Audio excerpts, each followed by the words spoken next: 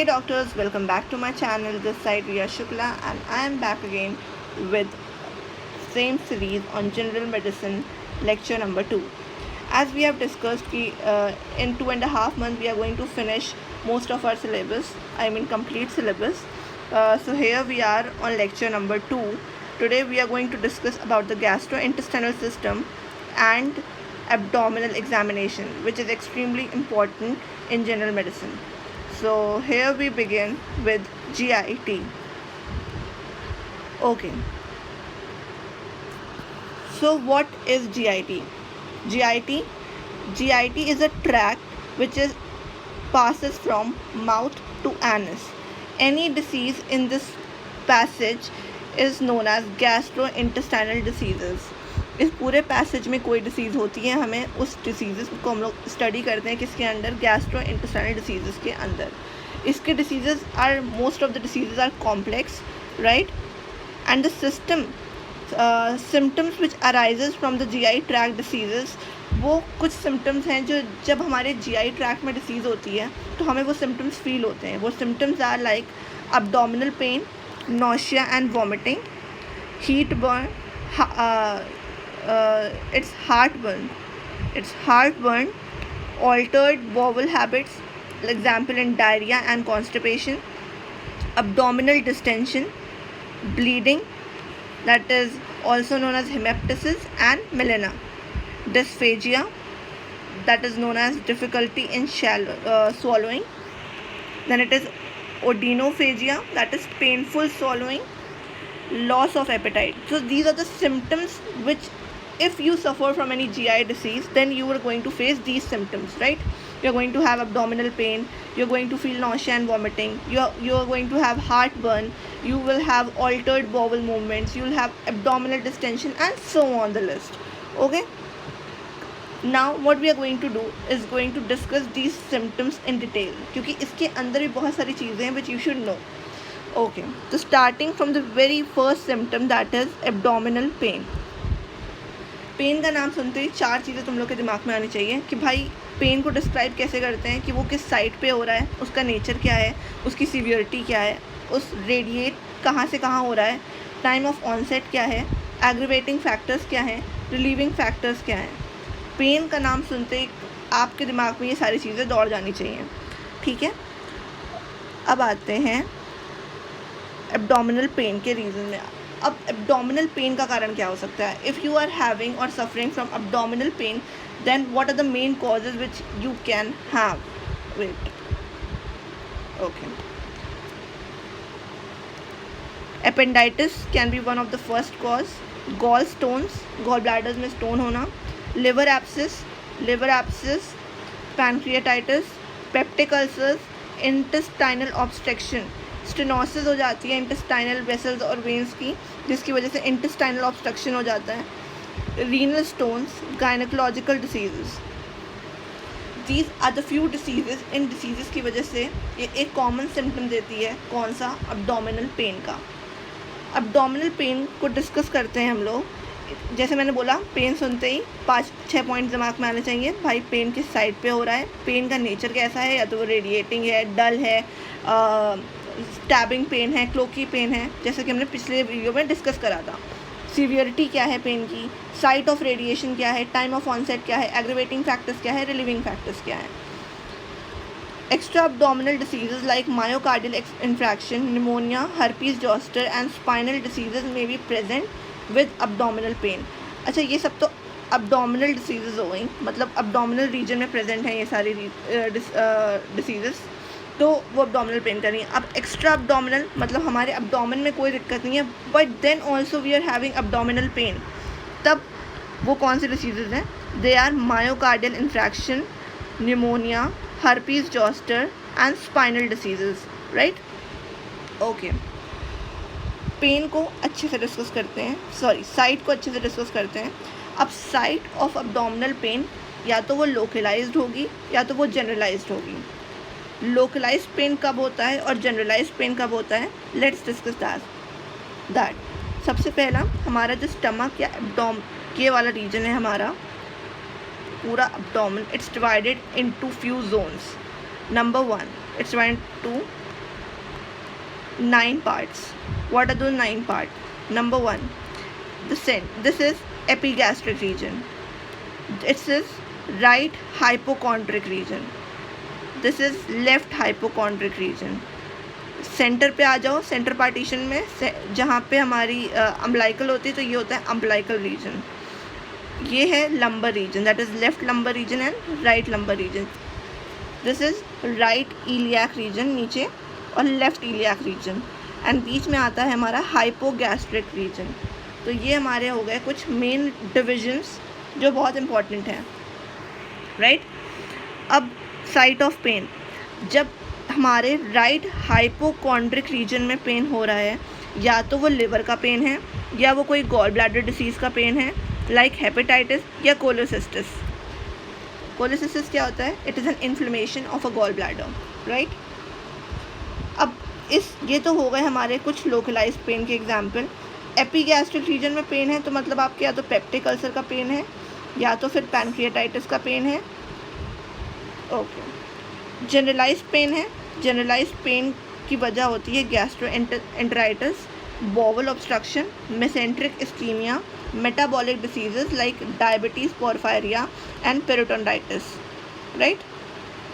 Peritoneal जो wall होती है वो हमारी स्वेल्ड अप हो जाती है, that's called as peritonitis. Okay. अब नेचर ऑफ पेन, जैसे मैंने डिस्कस करा, पेन का नेचर बहुत टाइप का होता है, तो स्टैबिंग पेन होगा या क्लोकी पेन होगा. सो जो अब्डोमिनल पेन होता है वो मोस्ट ऑफ द टाइम कैसा होता है? क्लोकी इन नेचर. क्लोकी क्यों होता है? क्लोकी मतलब it has a waxing and वेनिंग effect, बढ़ेगा कम होगा, और बीच में पेन फ्री पीरियड इंटरवल्स भी होंगे. मतलब आपको दर्द हो रहा है, कुछ टाइम तक आपको दर्द नहीं हो रहा, and then again you are having pain. So बीच में आपके पास क्या आ रहा है? पेन फ्री इंटरवल्स आ रहे हैं. क्लियर? सो ये हो गया हमारा नेचर, दैट इज़ क्लोकी पेन. अब रेडिएशन. भाई पेन रेडिएट कहाँ से कहाँ तक हो रहा है? रेडिएशन क्या है? Pain in ureteric stones starts in the lumbar region, radiates to the groin, and in acute pancreatitis radiates to the back. अगर हमारा यूरेटिक पेन है, मतलब हमारा रीनल पेन है, तो वो हमारा रेडिएट कहाँ तक होगा? ग्रोइन के रीजन तक आपका रेडिएट होगा वो पेन. अगर हमारा अक्यूट पैनक्रियाटाइटिस का पेन है, पैनक्रियाज में हमारे पेन हो रहा है, तो वो हमारी बैक तक जाएगा. अगर आपके पैनक्रिया के पोर्शन में पेन है और बैक में पेन है, इसका मतलब बैक तक वो पेन रेडिएट होगा. Disease of hypochondrial region. Hypochondrial region की डिसीज़ कौन कौन से थी? लिवर और गॉल ब्लैडर की डिसीज़ जैसे हेपेटाइटिस और कोलियोसिस्टिस. इसका पेन आपका कहाँ तक वो होता है? राइट शोल्डर तक. राइट शोल्डर तक ये पेन जाता है, right. What are the relieving and aggravating factors? Relieving factors क्या है? पेन आपका गैस्ट्रिक अल्सर का रिलीफ कैसे होता है? जब आप एंटासिड्स लेते हो, राइट. ओके. दूसरा सिम्टम, अब दूसरा सिम्टम्स ऑफ गैस्ट्रोइंटेस्टाइनल डिसीजेस क्या है? Nausea and vomiting. आप देखते हो अब जब भी आपका पेट डिस्टर्ब होता है या कुछ होता है, तो आपको एक नॉशिया और vomiting, feeling to vomit feel होता है, बट आपको वॉमिटिंग होती नहीं है. कुछ केसेस में हो भी जाती है, बट नॉशिया का मतलब यही है कि आपको फीलिंग टू वॉमिट फील होगी. That means you will feel that you need to vomit, but आपको होगी नहीं उल्टी. तो that is due to the gastrointestinal causes are generally associated with the abdominal pain. जैसे कि नॉशिया एंड वॉमिटिंग, जैसे हम लोगों ने ऊपर डिस्कस करा कि अब्डोमिनल पेन के भी कुछ अब्डोमिनल रीजंस थे पेन के, और कुछ एक्स्ट्रा अब्डोमिनल कारण थे. अब इसमें भी कुछ अब्डोमिनल कारण हैं और कुछ एक्स्ट्रा अब्डोमिनल कारण हैं नॉशिया और वॉमिटिंग के. देखते हैं क्या क्या अब्डोमिनल रीजंस पहले डिस्कस करते हैं. या तो इंटेस्टाइनल ऑब्स्ट्रक्शन हो जाए. इंटेस्टाइनल ऑब्स्ट्रक्शन मतलब ऑब्स्ट्रक्शन, और इंटेस्टाइन में कोई ऑब्स्ट्रक्शन आ जाए तो इंटेस्टाइनल ऑब्स्ट्रक्शन, करेक्ट. दूसरा है पाइलोरिक ऑब्स्ट्रक्शन. पाइलोरिक, स्टमक के अंदर एक पाइलोरस रीजन होता है, सबको पता ही होगा. पाइलोरिक रीजन में the opening between the stomach और स्मॉल इंटेस्टाइन अगर वो थिक हो जाती है, तो एक तरीके का वो भी एक ऑब्स्ट्रक्शन ही कहलाएगा. और उस ऑब्स्ट्रक्शन की वजह से जब नॉशिया और वॉमिटिंग एक मेजर सिम्टम आ सकता है. गैस्ट्रोएंटेराइटिस क्या होता है? It is like a stomach flu, stomach infection तरीके से होता है गैस्ट्रोएंटेराइटिस. तो उसमें भी आपको नॉशिया वॉमिटिंग फील होती है. What is gastroparesis? It's a inflammation.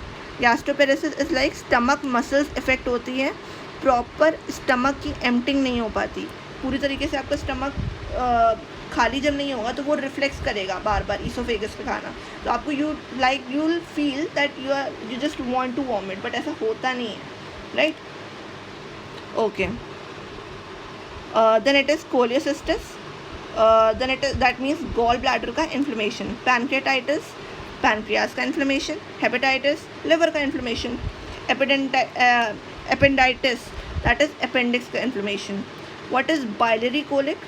Biliary colic is like obstruction due to the stone in cystic bile duct.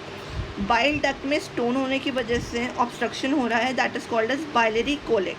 Similarly, ureteric colic होता है और abdominal irradiation. Abdominal irradiation क्या होता है? Let's discuss that. It's important. Abdominal irradiation is also known as abdomen irradiation. It is a radiation therapy treatment for cancers that have spread to the abdominal cavity. Basically ये एक radiation therapy है of cancer जो spread होती है, which have spread to the abdominal cavity, right? अब तीसरा major, अब extra abdominal हम लोग कुछ डिस्कस कर लेते हैं. एक्स्ट्रा abdominal कॉजेज़ क्या क्या हैं? मोशन सिकनेस, सबको पता है, सब पहाड़ों में घूमने गए, कार वार चक्कर खाए हैं, सबको पता है क्यों होता है. ईयर बैलेंस की वजह से, ईयर ऑसिकल्स में बैलेंस ख़राब होने की वजह से हमारे मोशन सिकनेस होती है. Labyrinthitis is inflammation of inner labyrinth, inner ear labyrinth में इन्फ्लेमेशन होने की वजह से ये डिसीज़ को कहती हैं labyrinthitis, which causes vertigo and hearing problems. Basically क्या हो जाता है इससे? वर्टिगो होता है, वर्टिगो मतलब चक्कर आना, और हियरिंग प्रॉब्लम्स तो होगी क्योंकि भाई हमारे इनर ईयर के अंदर सिचुएटेड है लैबिरिंथ, राइट?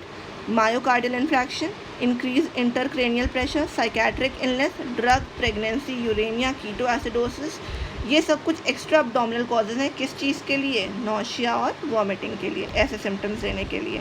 कीटो एसिडोसिस क्या होता है? ये एक ऐसी कंडीशन है that occur when the body produces too many ketones which make the blood acidic. Blood में इतना ज़्यादा कीटोन हो गया कि ब्लड का जो pH है वो एसिडिक हो गया, and a person is suffers from nausea, right? Labyrinth यहाँ मैंने लिखा है. लैबिरिंथ क्या होता है? Labyrinth inner most part of the ear होता है जिसके दो पार्ट्स होते हैं, कॉक्लिया और vestibular system. What is heartburn? बार बार मैंने हीट बर्न पता नहीं क्यों लिखा है भाई, ये हार्ट बर्न है. हार्ट बर्न, ठीक है. हार्ट बर्न क्यों हो रहा है? Burning pain in epigastrium. It's like a burning pain sensation in epigastrium. इस रीजन में जलन सी महसूस होती है इंसान को. इस रीजन में क्यों होती है? Because of the presence, because due to the reflex of the acid due to oesophagus. Its pain can be confused with angina. जो अंजाइना का पेन होता है, मतलब हार्ट में ऑक्सीजन कम जाने की वजह से जो आपका अंजाइनल पेन होता है, उससे आप इस हार्ट बर्न को कंफ्यूज हो जाते हैं. आपने बहुत सारे केसेस देखे होंगे जो आपके पास आते होंगे कि वो उनको लगा दिल में दर्द हो रहा है, दिल का दौरा पड़ा है, बट एक्चुअली में वो गैस थी या बर्निंग सेंसेशंस थे खाली. तो यही है वो हार्ट बर्न जो इससे कंफ्यूज हो जाते हैं. क्यों? बिकॉज पेन होता है, बर्निंग सेंसेशन होता है एपिगैस्ट्रियम में, और इसका जो रिफ्लेक्स होता है बेसिकली एसिड रिफ्लेक्स आता है ईसोफेगस में, इसलिए ऐसा फील करते हैं. Next symptom is abdominal distension. Abdominal distension का हिंदी में मतलब है पेट का फूल जाना. पेट का फूलने के कई कारण हो सकते हैं. या तो वो फैट की वजह से फूला हुआ, या तो आप फ्लैटिस फील कर रहे हो, या तो आपको फीकल ऑब्स्ट्रक्शन है, या तो फिर आप फीटस आपके पेट में है. फीटस आपके पेट में मतलब that means either you are pregnant, either you are having faecal obstruction, either you want to remove air from your body, that means that is also known as flatulence test, or either you are fat, right? These are the 4F to remember.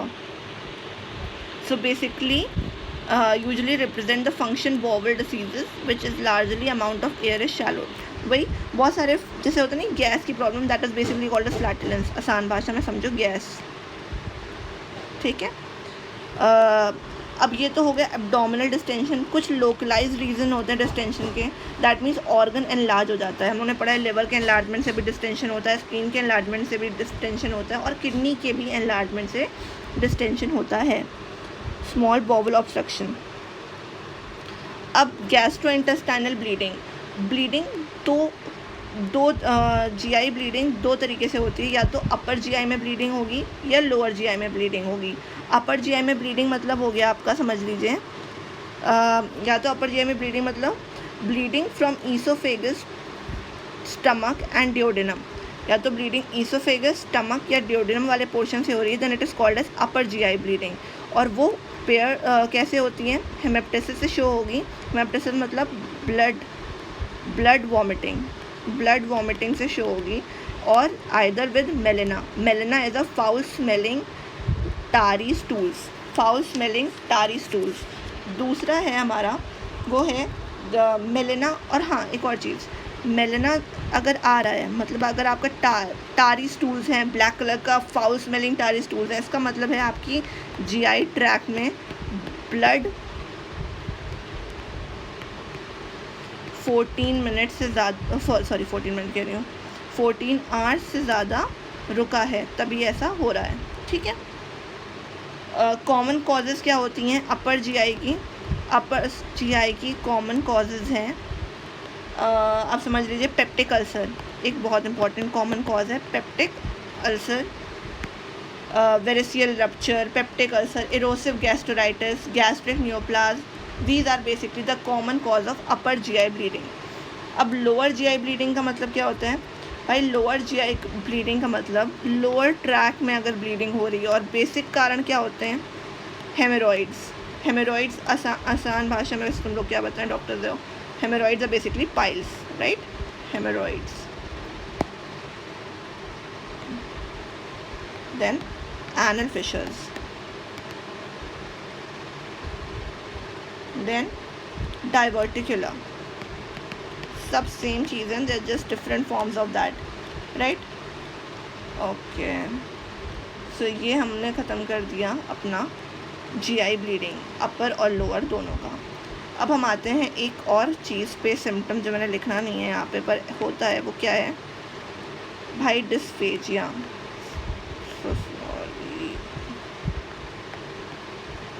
मेरा pen मर जाता है।